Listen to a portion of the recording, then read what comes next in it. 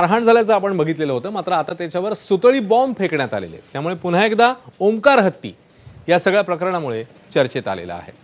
2 दिवसांपूर्वी हत्तीला लाकडाने मारहाण झाली होती आणि आता त्याच्यावर सुतळी बॉम्ब फेकण्यात आले. त्यामुळे प्राणीप्रेमींकडून आता संताप व्यक्त होतोय.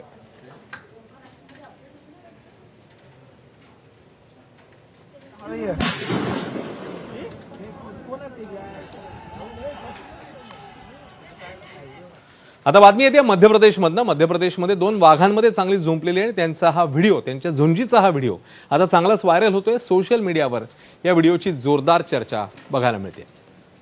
एक वाघ दबा धरून बसलेला दुसऱ्या वाघाला बघून लगेच त्याच्यावर त्या वाघाने हल्ला केला आणि याच हल्ल्याचा हा व्हिडिओ आता व्हायरल होतोय.